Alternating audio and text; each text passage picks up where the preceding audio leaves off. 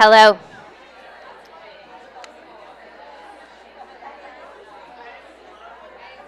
There's still a lot of seats on this side, if anyone needs one.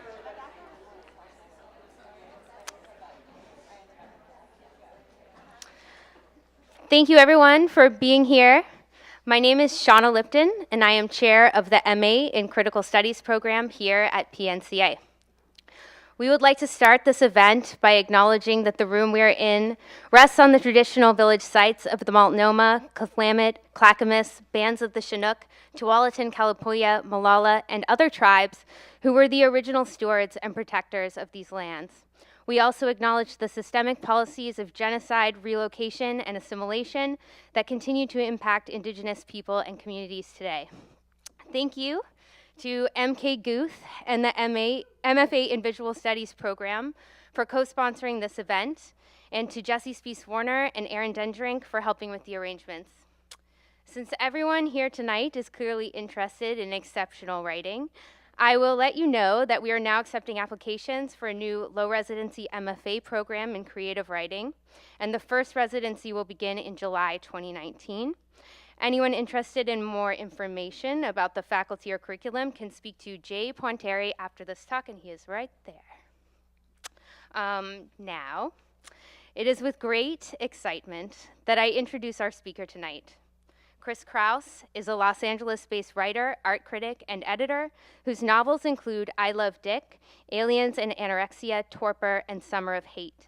She is co-editor of the influential publishing house Semiotext, and her writing seamlessly blends memoir, fiction, theory, and art criticism.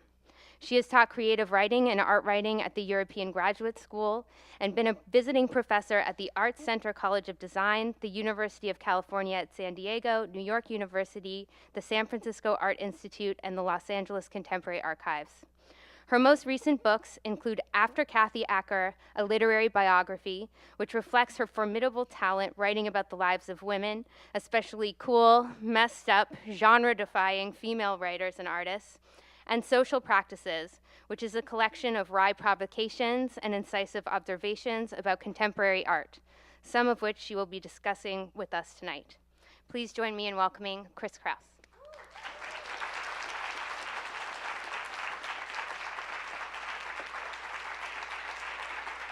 Thank you. Thanks. Thank you very much, Shauna. I'm going to read this book. It's not strictly essays. It's kind of a melange of stories and essays. All of them were prompted by invitations to write about somebody's art, and sometimes that would take the form more of a story than an essay. Often for me, these writings about art unfold over a long period of time. Of course, there are ones that you do quickly and you never see the artist again, but most of the richer and more meaningful ones for me are artists that I've known for a long time and I've maybe written about more than once. The piece I'm going to read tonight is a story. It's not an essay, but it reflects quite an accretion of experience and time between me and this person. It's one of these stories that, could have ended really badly. I think every writer, maybe especially every female writer, has this, it's a kind of all about Eve story, where the kind of established female artist is approached by the younger female artist, and it begins with a lot of admiration and love, but things get really gnarly. It was that kind of story, but the person in question was a Romanian curator and artist. And anyway, I guess the story will tell itself, but the point I'm trying to make is that it went on for a really long time. I think that the first approach was made in 2010, and I only really finished the story in 2018 before the book came out. And finishing it, it was one of the story. It was a story that I just kind of put in a drawer for a long time because it was very embarrassing. I mean, it was embarrassing to me for sure, but it was definitely also embarrassing to her. And we weren't really in dialogue, so I thought that I didn't feel right about putting it out in any way that it would be seen. No place where it would be online. So I got back in touch with her before putting it in the book, and she said, okay, and things had changed for her considerably.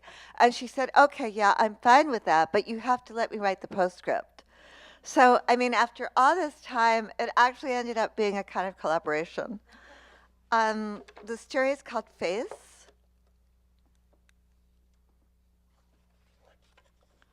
Let's see, yeah. Is this mic situation okay? Yeah. Lena Cavajo Popescu emailed when I was in northern Minnesota. It was mid-August. I'd been at the cabin almost 4 weeks, reading about some artists I knew in LA and their abandoned DIY gallery.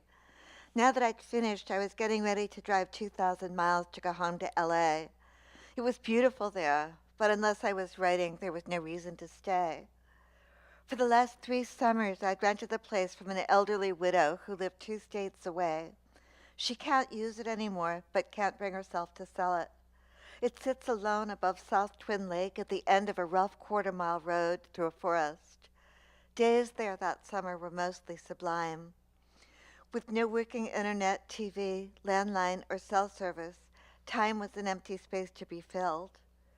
The cabin, built by a school teacher in the 60s, had not been improved or updated since then in any way. Heat came from an old cast iron wood stove in a room full of discarded furniture, shelves crammed with knickknacks, old floral bouquets, and metal signage for oil, ammo, and guns. I worked most afternoons and walked down to the lake around 6 to go swimming and kayaking. The sun didn't set until 9:30 or 10. Sitting on the screen porch, I watched it descend through the trees to the darkened horizon as the lake water changed from a shimmering molten gold vat to a pool of black waves. After dark, I read novels and studied intermediate Spanish. I feel as if I'm recovering from being beaten up for months, I emailed my friend Hank Martin. It's quiet and green, and last night I saw 2 deer, 2 loons, and an eagle. Why not all the time? That summer, I'd begun a simple divorce that would drag on for 3 years. In January, we'd met at our favorite diner for breakfast and divided things up. My ex and I hadn't lived in the same city for more than 10 years, but we'd continued pooling our finances. There was more than enough. We were best friends, and we'd been loyal to each other forever. Let's put these things behind us so we can get back to normal, my soon-to-be legally ex said in the restaurant that day. But normal had already changed. He just moved from New York to LA with his new partner, and despite our cheerful bravado, we were already silently running the numbers. In the beginning, we could still shout to each other across the widening chasm and be heard by the person we knew, who knew us best. But in a shockingly short time, the looping and loopy conversations we'd spun over 3 decades, on beaches, over the phone, in seminar rooms, and in bed, had been reduced to a terse email exchange about taxes, insurance, and credit card bills. Procedural misunderstandings about filings would end in eruptions of rage. Each time I saw my ex-husband's name on an incoming email, I panicked. Most often, these communications seemed merely distant, but for that reason alone, brutally hostile. There was no longer any way back. Twice a day to check email, I drove to the town hall, which had the only free Wi-Fi within 25 miles. More often than not, the town hall was closed, but I sat on the steps and raced through my inbox. Most days there were more than half a dozen emails that needed thoughtful replies, edits of art catalog essays, student reference requests, emails from tenants about leaky toilets. My new book would come out early the following year. I was planning to go on tour with it in Europe, which meant dozens of emails about dates, plane tickets, fees, and hotels. My hosts at these venues were a cadre of brilliant and striking young curators and gallerists who lived in constant rotation between conferences, art fairs, exhibitions, and biennials. Propelled by invisible wealth, they had similar education and poise and conducted most of their lives in international English. Their places of birth, Estonia, Sydney, London, Shanghai, or Latvia, were merely an accent to their personalities. Throughout and beyond their 20s, they lived with an effortless grace in a productive state of permanent transience. So I was surprised when I read Levka Kavaha-Popescu's first email. I didn't know Levka. She'd gotten my details from one of her friends. Sitting outside the town hall, I struggled to read her dense, old-fashioned message, which was heavy with words and about 3 pages long. Handheld is an independent publishing project based in Berlin that I have been running for 3 years. It was originally formulated as a reflection on ways in which artists approach text, and in which, by ways of an intimate dialogue, something could be made, infiltrate itself into the world, and find something to do there. Each year, one artist is invited to cast Handheld into any form, size, medium, edition, duration, and distribution channel. The awkwardness of this language broke through the haze of art world professionalism in what seemed like an interesting way.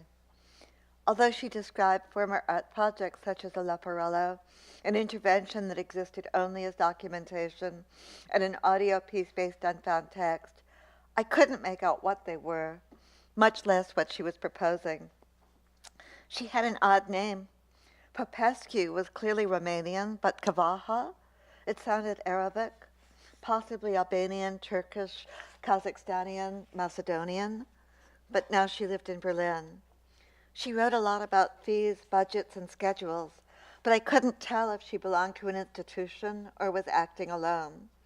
Moreover, she wrote, Handheld indulges in slowness, keeping deadlines lubricated. At that time, it seemed best to say yes to everything to avoid thinking about things. Thanks for your invitation, I replied. Your work seems intriguing. Perhaps we can talk about it on the phone. That night I dreamed my ex-husband and I were reconciling. It was wildly romantic, a surprise denouement. In the dream, we met late at night in a bar and confessed that we'd always been the loves of each other's lives. We made plans to leave our new partners and reclaim our old house. The loss of a person, a mate or close friend, I wrote in my notebook, is soul loss, a loss of whatever you thought was your past. Sadness surrounded me.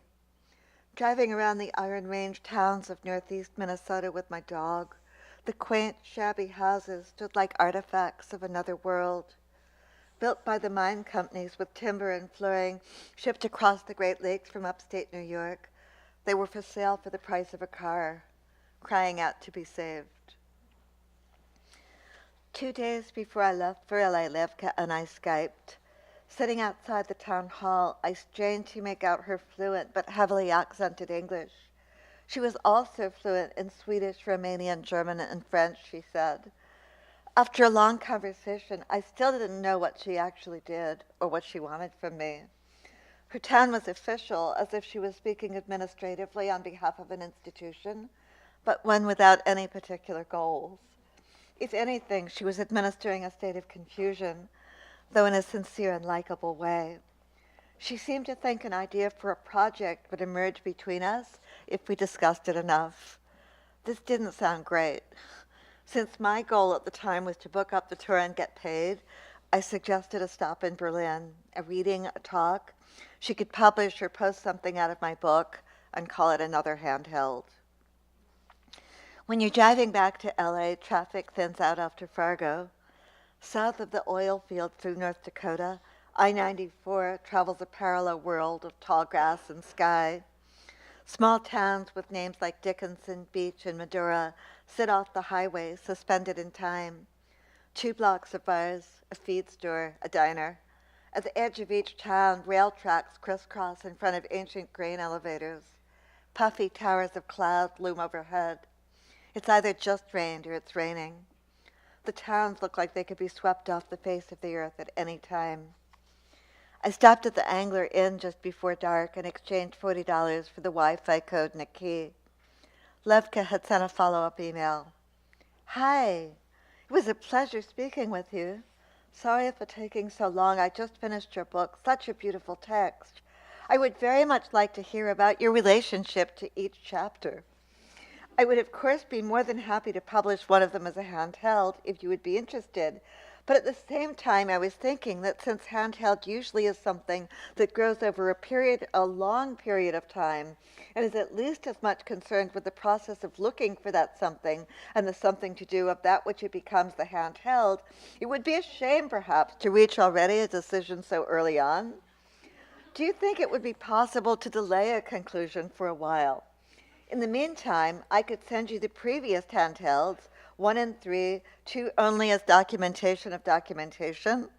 Have a nice trip back to Los Angeles. I had no idea what she meant. I needed to eat before the restaurant shut down and had no time to answer the email. I would very much like to hear about your relationship to each chapter. Levka's emails were so full of content they led to a void. There was no answering this. Excited to read your zines, I replied, and emailed my postal address. 2 months later, a large package arrived. Dispatched in October, it had been returned to Berlin for lack of postage, and then mailed again. It held a playlist, some postcards, a few DVDs, an essay about sculpture and veils, a thick, handmade book, an accordion fold with collaged black and white photos of Babylonian gargoyles, sculptures, graffiti walls, and riot police, and a long poem in German and Portuguese. The envelope went straight into the closet. A few days later, Levka emailed, Hi, sorry for taking so long again, just returned from London and the Frieze Art Fair. I've been thinking about your handheld, whether it should be a text, or as you said that day when we talked, something about Baja California. Then I had a different thought that seemed to stick, so I thought I would present it to you, as it entails the writing of a not exactly critical text and handheld's inherent myopia. Until now, as you know, each handheld was looking towards the ways in which the invited artists have been engaging with writing or with language. As far as I understand, the writing you had in mind would be looking towards a practice outside your own writing. Well, the day after our telephone conversation, my former partner cleared out his things from the flat we'd been sharing in the past, and that he had still been using for storage during his travels. As soon as his belongings found their way out, a cavity emerged, in which I, ever since and for the first time, have been making some sort of three-dimensional work. It is strange, although I'm quite intrigued by the sensation that it must be done, since nobody, including myself, really asked for it. It keeps growing out from under a corner, making connections between pieces that I've collected in the past years, some personal belongings, found objects, some stolen. Since I never went to art school, it feels unnatural to refer to it as something an artist would do, but it is for sure some kind of work. I am thinking it could be just another form of writing. Anyway, I've never showed this to anyone since it seems so foreign to me to speak or write about it, and since nobody asked for it in the first place, there is nobody naturally to show it to. But since this activity started around the time of our dialogue, the idea came to me that I would like to show you whatever it is I continue to make in the flat that would have you as its only viewer. It brings to mind the spectacle of welcoming ceremonies for diplomatic visits, and would be a comical twist to our meeting. I am also intrigued by the idea that the work would find a purpose, again quite comical, to produce something intended exclusively for your viewing.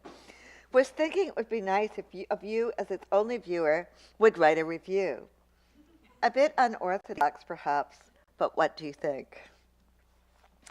This thick block of text seemed to convey a demand, but I couldn't actually read what she wrote. Whatever she wanted was way too intense to absorb. Skimming her email again, I gathered she'd broken up with her boyfriend. He'd moved out and left behind some of his stuff. Maybe she wanted me to review her ex-boyfriend's belongings as if they were art. She'd used my visit to get back at her ex with a nod to the arbitrariness of art critical discourse. Well, okay. The fee was €1,000, and the idea seemed no worse than most of my art writing work. Later, reading her email, I realized I'd missed the point. It was nothing to do with her boyfriend. She was creating an art exhibition addressed just to me, for which I'd be the sole viewer. Summoning me to her probably awful Berlin apartment as the critic, the visiting diplomat, she was inviting me into a Per Ubu-like farce spun from the same ideas about correspondence and relational speech that I advanced in my book. The fact that we were both women gave the proceedings a still more uncomfortable spin. Smile. Didn't her very first email warn that handheld grows over a long period of time and is concerned with the process of looking? The show, directed and written by Levka, had already begun. That summer at the cabin, I'd been reading a strange poetic case study by the psychoanalyst Beatrice Bieb about the reciprocal gaze. When A looks at B and reacts, B sees herself reflected in A's face. And then A notices B's recognition and is subtly changed. At the outset of treatment, her patient Dolores is frightened, tearful, and withdrawn. As B writes, she could not look at me and often could not talk. I do not want to go dead. Help me wake up, Dolores said. 18 months into their work, Beeb began taping their sessions, the camera recording just her own attentive face. When Dolores watches the tape later, she hears her own words off camera and sees them reflected in the analyst's face. My face, she told Beeb afterward, jumped into your eyes. The space between them is inviting, intimate, but highly charged. I was very touched by Dolores, Beeb reports. In January, I traveled to Berlin to complete Levka's project. By then, her ideas had become more elaborated. Instead of installing her exhibition in her own apartment, she'd arrange it in the gallery of her friend Amanda Baines. I was to stay in Amanda's apartment, visit the gallery, and write a catalog essay. From the airport, I called the S-Bahn to Mitte, and then a cab to Amanda's apartment. The streets were slushy and cold. It was already dark. The night before in London, I'd slept under my coat in an acquaintance's unheated living room and woke up to a dream about messages left by dead friends. Amanda's apartment was heated and nice. Amanda and Levka had met in a curatorial program in Sweden. Over drinks, they talked about the unspoken rules of the art world. Any successful work of contemporary art must be subversive, Levka declared. Subversive of what? I asked. There must be a punchline. Every successful work of conceptual art must contain a punchline that disrupts its initial reading. Oh, I said, I guess you're right. They were talking about stories, I suppose, stories that preempted other stories. The value of an artwork is created by the stories people arbitrarily tell. The weather was clear and cold as we walked to the gallery the next morning. When Amanda opened the doors, all I saw was a white, empty room with 4 dead Christmas trees propped up in the foyer. And then Amanda left. Levka looked at me expectantly. What was there to say? A pause. Levka led me to the far end of the gallery and pointed to a jeans pocket turned inside out and draped over a radiator valve. It is called Take. For a long time I considered this. Then she pointed to a tiny hand-rolled cigarette butt pinned to the opposite wall. And this is Father. Looking closer, I realized that the gallery wasn't empty after all. There was a child's necklace, pendant 2010, and on the floor under the windows, a small monitor looped a YouTube video of a blossoming rose, Éblouissant 2011. Not sure what to say, I started writing descriptions. The cigarette butt curled like a crescent moon. The necklace was a tiny close-eye heart engraved with the name Letitia between 2 pink roses. Levka stood by expectantly as I wrote. It's a very minimal show. Yes, she looked at me with a half smile that was both sad and challenging. Short and stooped, she was charged with ideas, at once awkward and highly alert. Wasn't everyone in the art world completely transnational? I remembered the Bucharest I'd visited a decade earlier, packs of dogs roaming the streets. The shops were mostly boarded up and closed. Old bent-back men in bowler hats shambled down boulevards like an army of question marks. The World Bank had just imposed its economic shock therapy regime. While insiders bought and sold, the former middle class lived in apartments lit by kerosene lamps because they couldn't afford electricity. Doctors, social workers, and nurses routinely stole clothing and food from the Red Cross. At a loss for anything to say, I asked Levka if she'd like to talk about her work. As if she'd been expecting this, she led me into Amanda's office and set 2 chairs about 3 feet apart in front of the desk. We settled awkwardly. It brings to mind the spectacle of welcoming ceremonies for diplomatic visits, she remarked, just as she'd emailed a long time ago. So, she laughed, what should I tell you? What should I tell you about my art pieces? Her eyes flashed triumphantly. You understand, you were in it. I looked up from my notes. This isn't my story. You were in it. From the town hall at Twin Lakes, Minnesota, I'd been summoned to this destination. 4 years ago, Levka began, in my first performance, I sat on the steps of an art institution and waited for 1 hour to get money. I hadn't brought my laptop that morning, so I took notes. It seemed important to write down whatever she said. Perhaps you could say that this was my parody of being Romanian, a nationality that is associated by default with poorness, but in fact it was my attempt to engage with a style of contemporary art. I knew it was hopeless, and I did not get a cent. If there's one thing people are reasonable about, it's giving money. Reason erases the shame of one's cheapness. And isn't contemporary art always reasonable? Postmodernity is guilt-free. Someone already did it.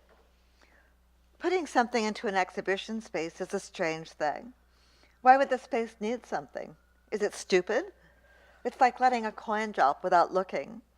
Nice pieces come with nice stories, good stories, long enough but never too long to end without a punchline.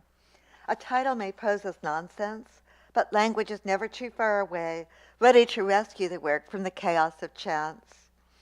Levka spoke with absolute control, like a dealer shuffling her deck.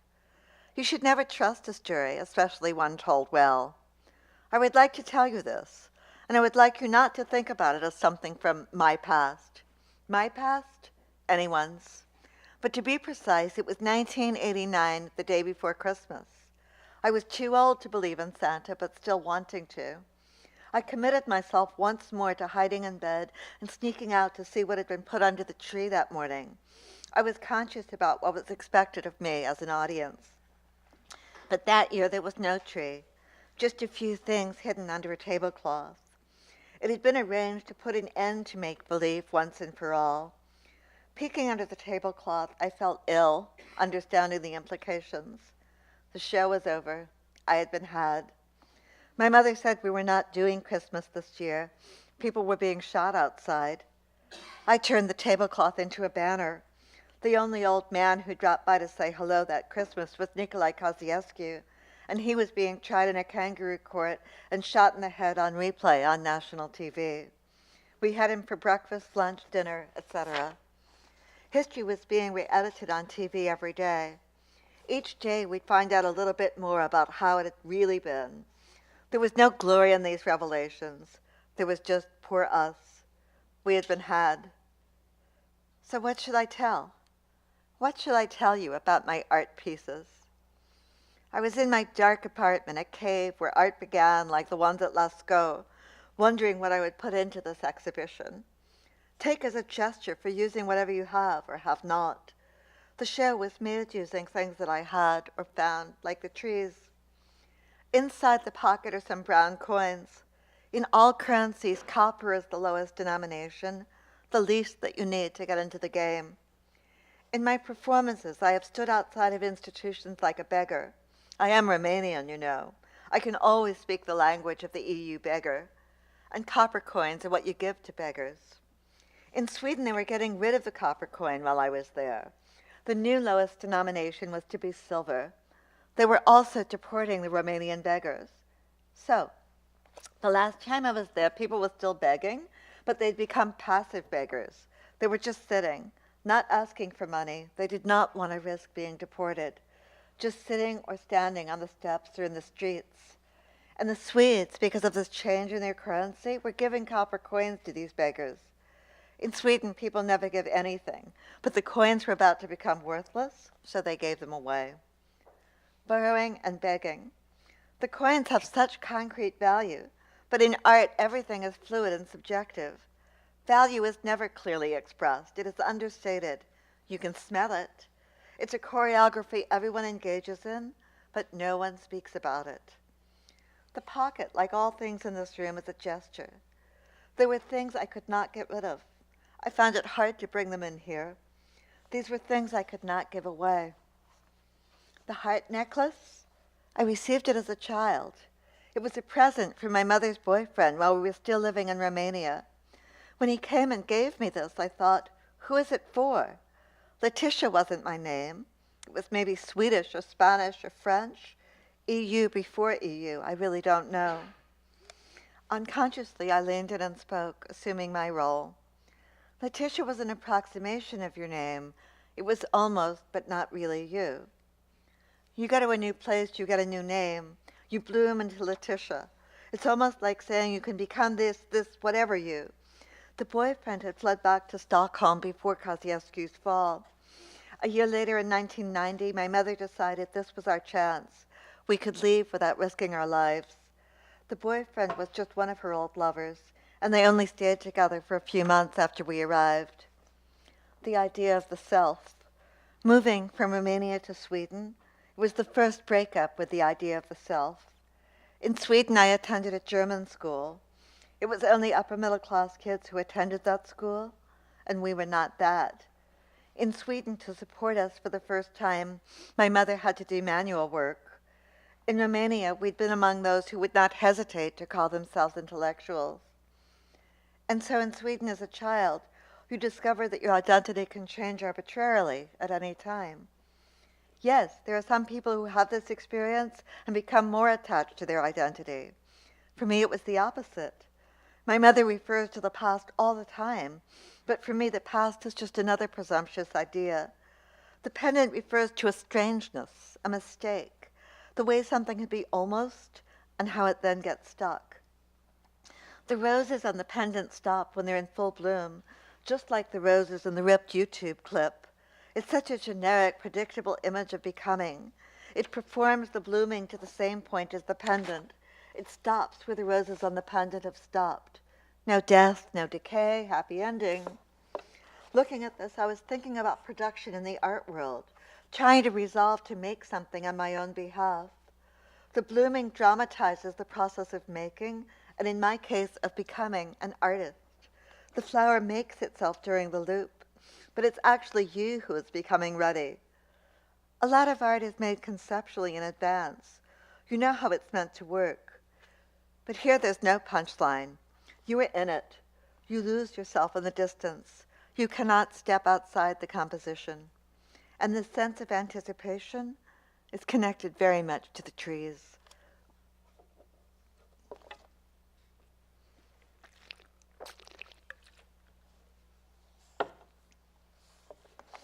She pointed to 4 dead trees leaning up against the reception desk. Mostly when I get this feeling of losing distance, I'm in the street. Street walks become sleepwalks. A tree becomes more like a human than a human. After Christmas, the trees are dumped into the street. They did a good job enhancing the bonding experience during the holidays, but they are unable to exist out of that time. Well, I just found them there before I even knew what else I would do. And it just kind of made sense to bring them inside, like Prince Charming. I carried them into the corner where they could wait a little longer. This way, they would not be taken to the dump the following day. She was close to tears. A strong wave of emotion passed between us as I wrote. Their time specificity reminded the spaces of vague scent. The trees had been gathered into a bundle, but as soon as I untied them in the gallery, they broke into this human scale, a tall one, a short one, a half one. It became a little bit like taking care of them. And they had these anthropomorphic qualities, this kind of group. They were all kind of sad looking, just hanging there. This art therapy was not going well. The trees have a connection to time. Yes, of course, like the pocket. I think in general they are something that does not have a punchline. But now I will tell you about the cigarette butt.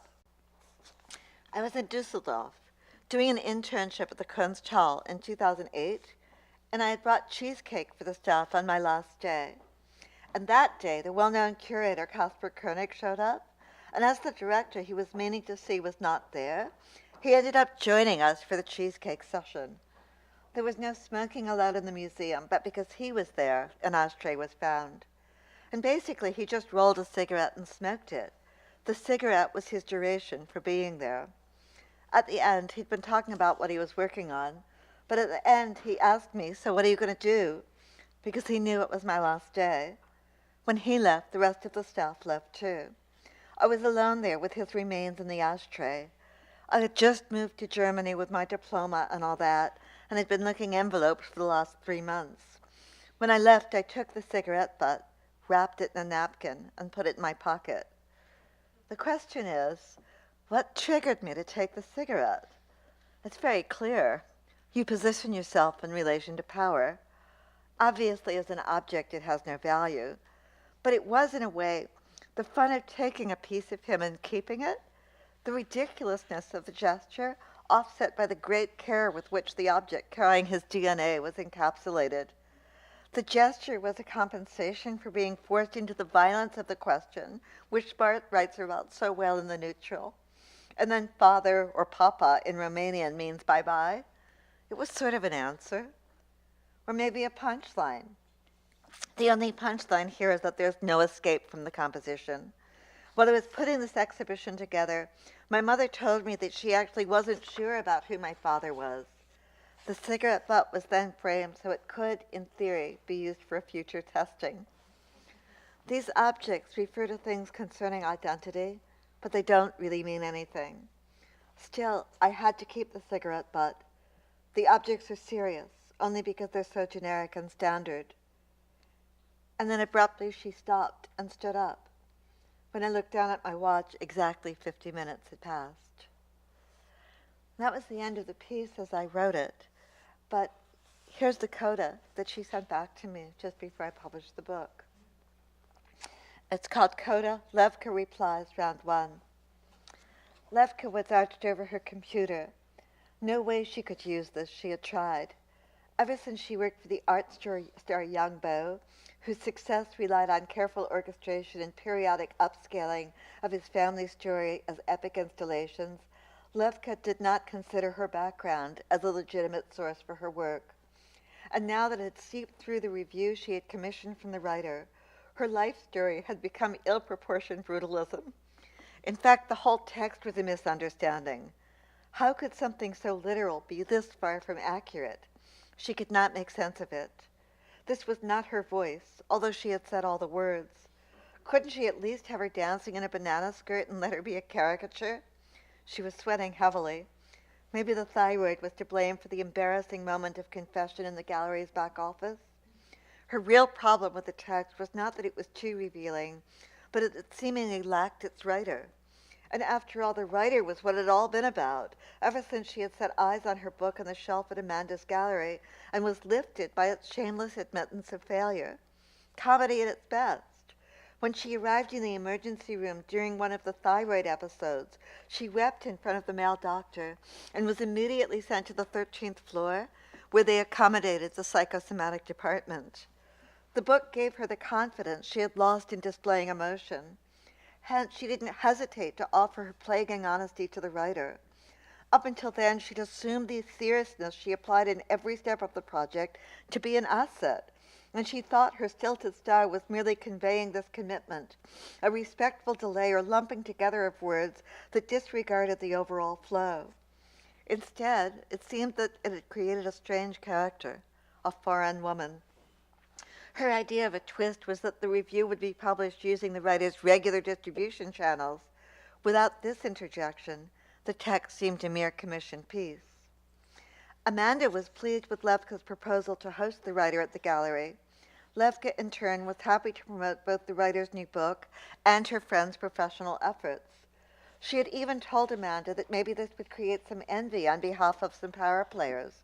It had been a while since the writer had visited the city, and she considered a statement that her one appearance would be at a new gallery run by a young, unestablished woman who, like herself, was working half-time to finance her business and was still considered an outsider. This is where art belonged. But when the writer arrived, padded in an enormous orange down jacket, she seemed unhappy with the size of the space. How could we not have known that everyone would come? They did. Drops ran along the window of the gallery. It had never been so tightly packed with human bodies. Everyone was on the floor, regardless of status. There were chairs for ridiculously few. An older, respected artist who was making work from grouse straws was struggling to balance his limbs. The mic didn't work. The writer seemed upset, but once the maximum number of people had been squeezed in, she casually stepped up on the elevation in the shop window, apologized for the inconvenience, and very professionally began. She spoke about collectives, lowbrow workspaces, about aerial pink and coming together. Was it in approval of the Berlin art scene that she had chosen this text? Was it ironic? Or was she insinuating that Berlin should be more like California? Compared to her earlier writings about Paul Tech, Ulrike Meinhof, Simone Weil, how to live off light like a flower, this seemed to speak to a different crowd. She wondered who they were.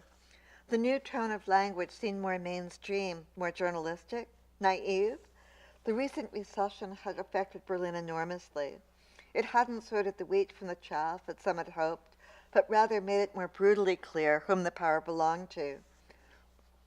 But then also maybe the rhetoric that Levka had exposed herself to, a white male one, had always been concerned with positioning and irony. Levka's comment that art always needed a punchline was one that she herself disapproved of. The biggest buffoonery in the project with the writer was to commit to changing career paths once the review was written, to stop curating and carry on only as an artist. Although the review was never published, Levka kept her promise as a kind of punchline. And I'll stop here. Thanks.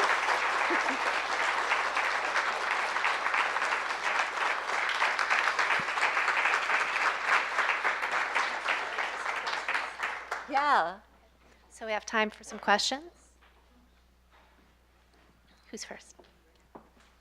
So I am acute hearing impaired, and I'm not going to understand your voices right through the mic, so I'm just going to come up and sit in your lap. Great. Hi. There you go. But if you can ask in the mic, that'd be great. For too. everyone else. Okay. I'm curious about the punchline idea. Could you put it like a little Oh, further sure. away from your face? Yeah. Like, I'm really loud. They're all going to hear me. okay. The punchline idea. Have you found it to be like a useful, interesting idea? Do you look at art and think like, there's the punchline?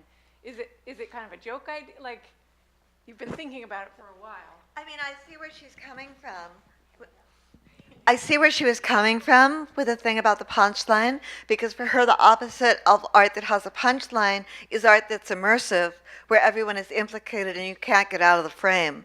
So I see that, but that wasn't the part that I found compelling, that I really felt needed to be recorded. It was the intensity of it, you know, and the absolute need to speak and to appear that she felt at that moment. I thought it was like incredible.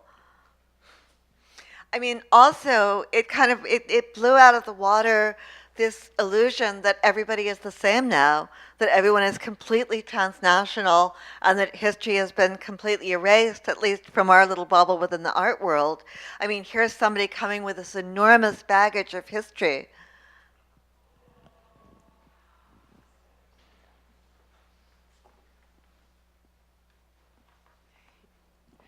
Okay, who's next?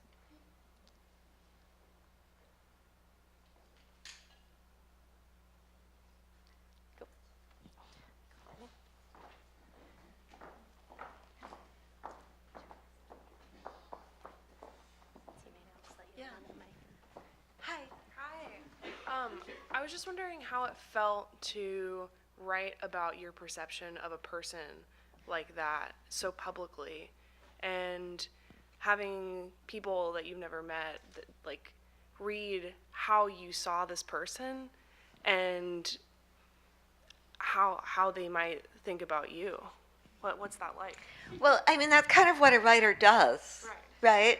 Not so much in the art world and not so much in art criticism. It usually isn't that direct. It's a lot more mediated. But I felt like she was giving me something. I mean, obviously, I didn't bring Beatrice Beebe there for no reason, because it became almost like a therapeutic exercise. I mean, she had appointed me her witness and her audience. So I didn't feel that I was really violating anything by recording it, because that seemed to be part of the demand that she was making on me. So in a way, I was complying with her wishes. You know, and in writing the story, I made sure at the beginning to sort of say where I was coming from as well. And then I allowed her then at the end to say things about me that were not very flattering. But somehow, I mean, we underwent this experience together and reached a kind of détente or consensus. And, you know, that's kind of amazing. So that to you was part of describing like the entirety of the experience. Yeah. I mean, it's like if you stay with it long enough, it resolves in some way.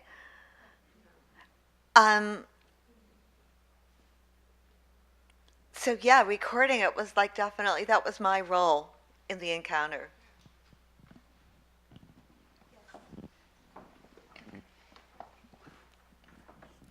Oh, yeah. Hi. It seems to me that you've kind of created new genres and worked in new genres out of a need for a certain material to be shown, that the frameworks like art criticism or novel or whatever couldn't contain, you know, enough, that a new area had to be created. Can you talk a little bit more about that in your practice in general? Because I'm really curious even about the story you just told, how you move into different positions, you know, as a critic, as a kind of novelist, a theorist, different positions. But of course, this is true of so much of your writing. So I'd love to hear you reflect a bit more on that. Thank you. Okay, thanks. Well, I felt that what she told me there in the back room had great weight and importance. And, you know, it was something that needed to be told. And it probably couldn't have, if she had written it down as a rant or an essay, it would have been quite different. And plus, she didn't have the access. I mean, she actually believed that I was going to put in art, you know, I was going to somehow publish a review in Art Forum of this show that was like specifically for me. I mean, it was just, the whole thing was absurd. But, I mean, it's kind of such a weird orphan story. I felt like the only way that really, if my main agenda was to present what had happened, my secondary agenda was to present this kind of weird experience, you know, and my own experience as a participant in the weird experience. So in that sense, it becomes like a story. Because, I mean, often these things don't turn out well at all. There are a lot of these kind of encounter stories that just end really badly. So I just kind of moved around the situation, and I'm not a writer who does a lot of drafts.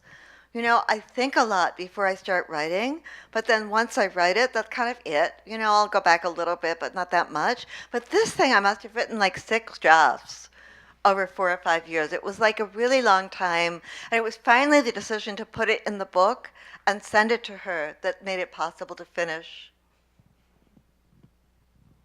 Yes. Oh, it's funny. Can I just say something funny? You know, I was so painstaking about not putting it online or publishing it anywhere.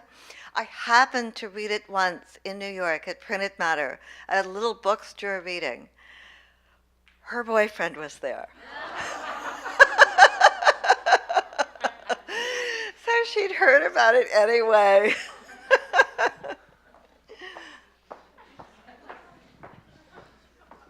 I was just wondering, after being kind of instrumentalized in that way by her, or kind of like brought into kind of like a performance that you didn't necessarily sign up for, if it made you look at like future commissions differently. Did you have like a period of like extreme skepticism afterward where you're like, what am I getting myself into? Yeah, it's funny, but I mean, why not, right?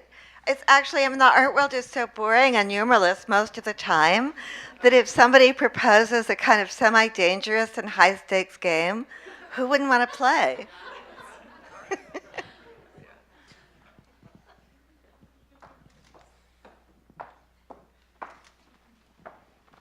Hi. I'm wondering at what point you knew that you were going to write about this. Because you go back to this moment in the town hall where you get this email from her. But I wonder at what point you realized like this is going to be its own story that I have to tell.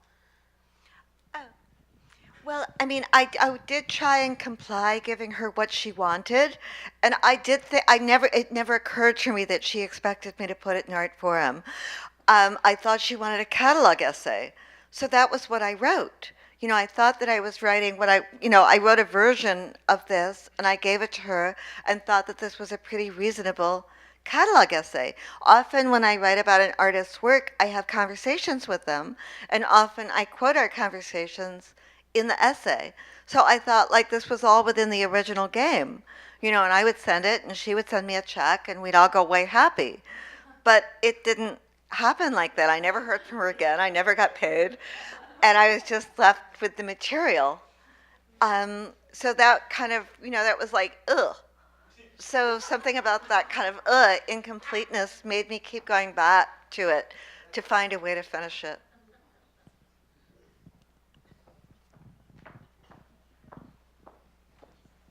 Hi.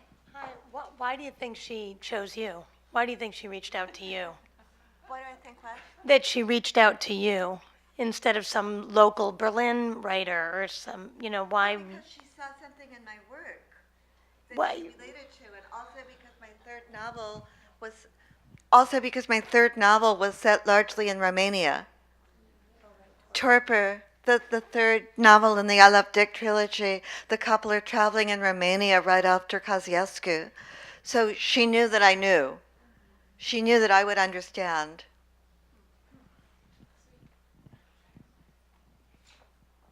Hi. Hi, sorry. So you met her after Torpor was written. What did she say? You met her after Torpor was written? Yes. Okay. Yeah, I mean, it's probably part of the reason why she reached out to me. Mm-hmm. I felt like so much of what she said to you in the back room sort of like reminded me of something you would have written in Torpor, something you would have made up. Yeah. It's so true. I mean, it was like she stepped in. It's like she had stepped into my work, or like my work had been written for her. It was this kind of relational loop. There was this woman that I knew in LA, the artist Sanda Agalidi, Romanian artist who had gotten out, I guess, before this woman did. And she said this thing to me, because I came back and it's like, these people, what is with them? You can't help them because they don't just want one thing. And she said that's why you can't help them, because they don't want, they can't come up with like any fulfillable request because they need everything, So it becomes, every encounter is impossible. And so that, it brought that all back. Yeah.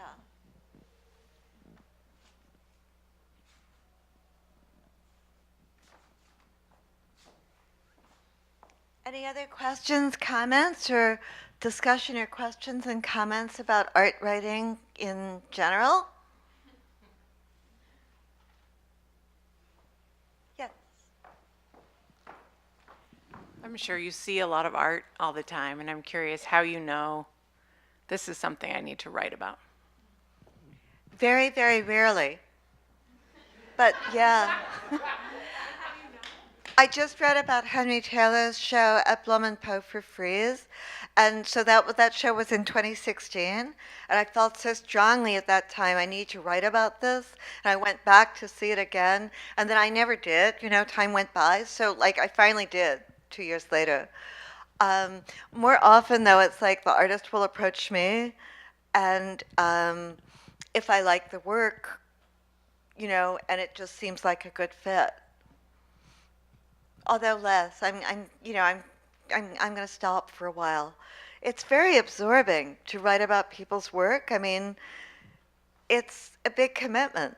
You know, it's it requires almost the same energy as writing fiction, but instead of thinking about your own internal life, you're thinking about somebody else's internal life.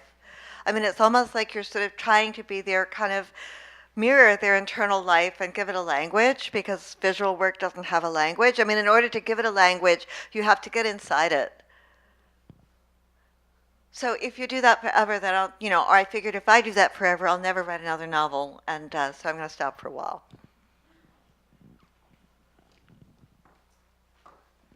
Sophia. Well, I think you're hilarious. I think you know you're hilarious. And I think you're funny. Your work is so funny. You're hilarious. Do you use humor as a device, like as a ploy? Do you know as you're writing that you're being hilarious? Is it helpful to move the piece along? Yeah, I want to make a joke wherever possible. Sure. Yeah. Of course. Of course, because it's much sadder. I mean, I was definitely, when the final version of that story, I was very consciously writing it, for the comedy as well, because the comedy makes the pathos of it even greater.